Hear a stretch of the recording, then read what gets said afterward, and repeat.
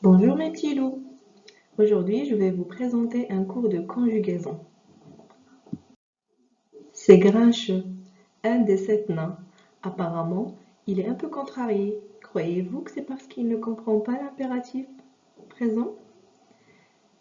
On va essayer de lui expliquer ce que ça veut dire et on verra s'il pourra retrouver un peu le sourire. Comme vous avez bien pu deviner, la leçon d'aujourd'hui est l'impératif présent du premier et du deuxième groupe. Mais avant tout ça, on va faire un petit rappel des verbes du premier et du deuxième groupe. Alors, les verbes du premier groupe, ce sont les verbes qui se terminent par ER, à l'exception du verbe aller. Et les verbes du deuxième groupe, ce sont les verbes qui se terminent par IR et qui se terminent par ISSON et IC à la première et deuxième personne du pluriel au présent de l'indicatif. Et pour tirer tout ça au clair, j'ai dressé un petit tableau où j'ai mis 4 verbes. J'ai commencé par le verbe marcher. Le verbe marcher, c'est un verbe régulier. D'ailleurs, tous les verbes du premier groupe se conjuguent comme le verbe marcher. Comme suite, je marche, tu marches, il ou elle marche, nous marchons, vous marchez, il ou elle marche. On garde les mêmes terminaisons. Le verbe aller, c'est un verbe qui se termine par ER, mais il n'appartient pas au premier groupe, il appartient au troisième groupe. C'est lui l'exception des verbes du premier groupe. Il se conjugue ainsi. Je vais, tu vas, il ou elle va, nous allons, vous allez, il ou elle vont. Comme vous voyez, il change complètement. Comme tous les verbes irréguliers d'ailleurs, parce que les verbes irréguliers, ce sont des verbes qui ne suivent pas les règles de base de la conjugaison. Voilà.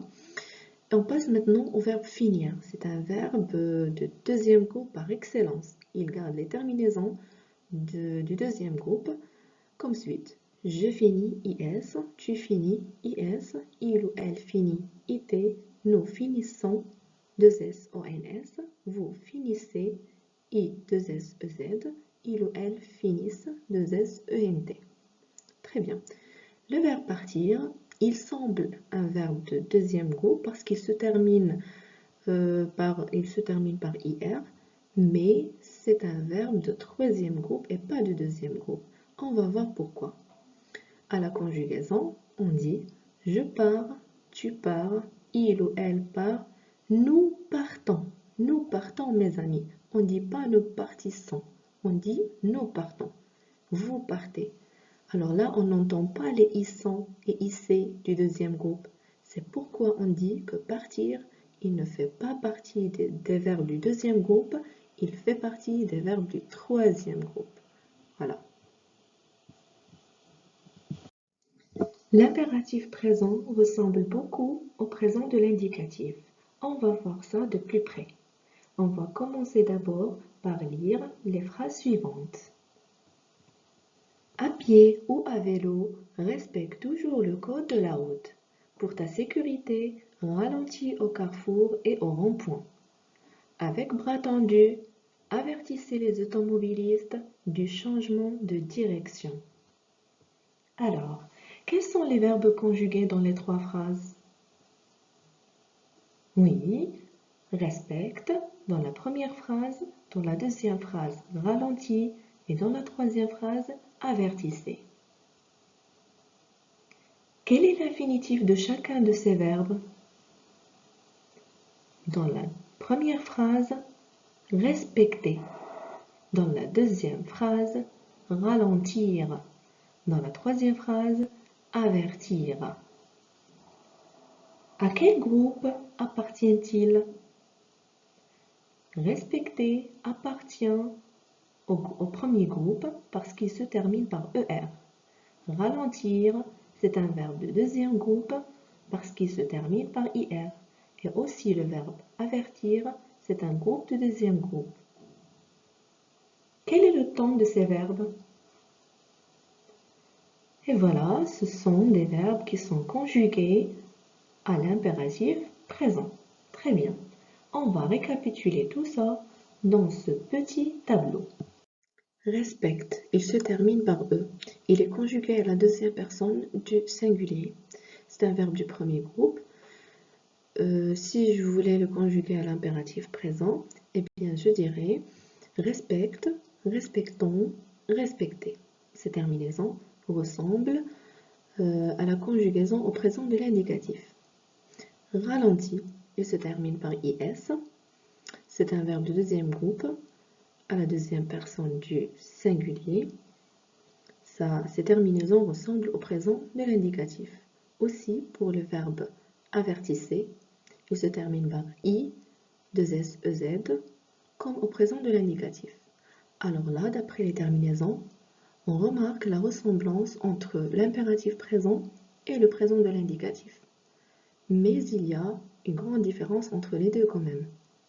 En fait, à l'impératif présent, on n'utilise que trois pronoms personnels, pardon. Pas comme le présent de l'indicatif. Et les personnes qu'on utilise sont la deuxième personne du singulier, la première personne du pluriel et la deuxième personne du pluriel.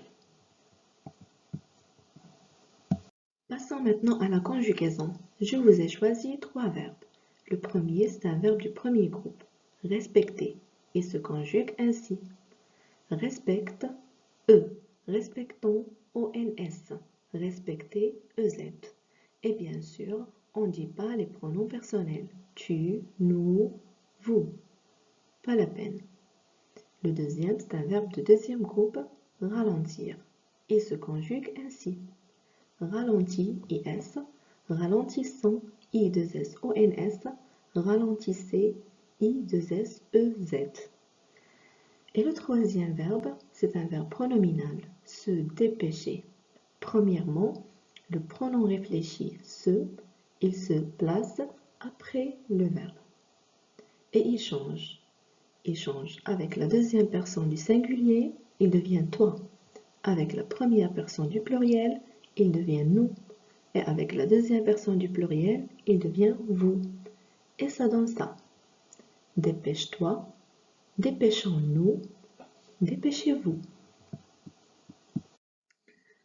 Pour résumer, il y a 3 points qu'il faut retenir de cette leçon de l'impératif présent. Premièrement, c'est l'utilité de l'impératif présent. Eh bien, on peut l'utiliser dans une consigne, un ordre à exécuter, un conseil ou une recommandation. Deuxièmement, c'est au niveau des terminaisons. Au premier groupe, on ajoute au radical les terminaisons E, ONS, EZ. Et au deuxième groupe, on ajoute au radical les terminaisons IS, I2SONS, I2SEZ. Troisièmement, c'est concernant les verbes pronominaux, comme le verbe se protéger, se presser. À la forme affirmative, le pronom se place devant le verbe. Le pronom personnel te est remplacé par toi, comme par exemple protège-toi, pressons-nous, gardez-vous ici. Et à la forme négative, le pronom précède le verbe, comme par exemple ne te presse pas, ne nous pressons pas. Ah, c'est grincheux, il n'est toujours pas très content. Non, les amis, c'est pas de notre faute. En fait, il est toujours comme ça. Il est toujours de mauvaise humeur. D'ailleurs, c'est pourquoi on lui a attribué ce nom, grincheux, c'est-à-dire grognon, en colère. Et c'est le contraire de sympathique. Mais vous, mes amis, je ne veux pas que vous soyez comme grincheux. Je veux que vous souriez tout le temps. Allez, faites-moi un sourire. Parce que le sourire est un trésor. Il n'est pas essentiel qu'une personne soit jolie. Il faut qu'elle soit aimable. L'habitude du sourire peut refaire un visage. Sur ce, je vous laisse et vous donne un rendez-vous pour une autre leçon. Merci beaucoup. Au revoir.